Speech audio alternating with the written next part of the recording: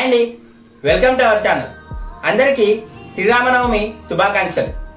శ్రీరామనవమి అనగానే మన అందరికీ గుర్తొచ్చేది సీతారాముల కళ్యాణం, అక్కడ పంచే ప్రసాదాలు, పానకం, మన ఊరిలో జరిగే శోభయాత్రలు. ఇన్ని సంబరాలు జరుపుకుంటున్న మనందరికీ శ్రీరాముడి గొప్పతనం గురించి ఎంతవరకు తెలుసు? శ్రీరాముడు కేవలం దేవుడు అవటం వల్లనే గొప్పవాడా, లేక బాధలు భరించినందుక? అసలు నిజం ఏమిటంటే శ్రీరాముడు తన జీవితంలో ప్రతిసారి తన మనసునే ఓడించాడు.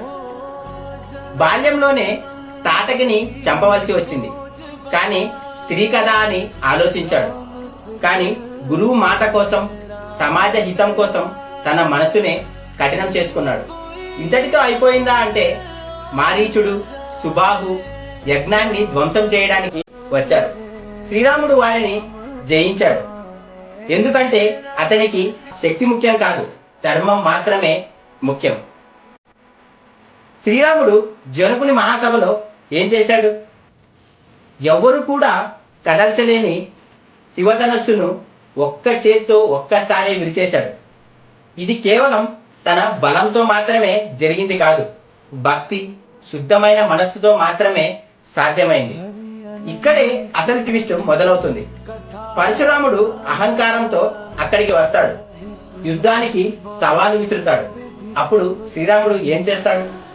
అతనిని జయించాడు, కానీ గర్వం మాత్రం చూపలేదు. యుద్ధం గెలవటం ముఖ్యం కాదు, వినయం ముఖ్యం. అయితే ఇప్పుడు వినండి. వాలిని వధించిన శ్రీరాముడికి ఒక ప్రశ్న ఎదురవుతుంది, ఇది ధర్మయుద్ధమేనా అని.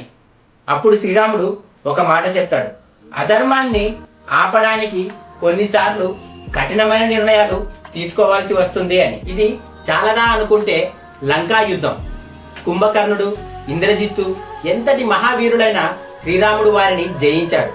ఇక్కడ షాకింగ్ విషయం ఏమిటంటే రావణుడు చనిపోయిన తర్వాత శ్రీరాముడు ఏమన్నాడో తెలుసా? అతడికి గౌరవంగా అంత్యక్రియలు చేయండి అని. శత్రువుపై కూడా దయ చూపినవాడు అతడే శ్రీరాముడు. ఇన్ని యుద్ధాలు గెలిచిన శ్రీరాముడు తన తండ్రి మాట కోసం రాజ్యాన్ని విడిచాడు, భార్య కోసం యుద్ధాన్ని చేశాడు, ప్రజల కోసం తన ప్రేమను త్యాగం చేశాడు. ఇప్పుడు చెప్పండి, ఇది కేవలం ఒక దేవుడి కథ, లేక మనిషి చేయలేని త్యాగాల కథ? అందుకే అంటారు రామో విగ్రహవాన్ ధర్మః అని. అంటే రాముడు కేవలం దేవుడు కాదు, ధర్మానికి ప్రతిరూపం అని. మీకు కూడా గర్వంగా అనిపిస్తే జై శ్రీరామ్ అని కామెంట్ చేయండి. అలాగే ఈ వీడియోని మీ స్నేహితులకు, కుటుంబ సభ్యులకు షేర్ చేయండి. ఇలాంటి మరిన్ని వీడియోల కోసం మన ఛానల్ను సబ్స్క్రైబ్ చేసుకోండి. Thanks for watching.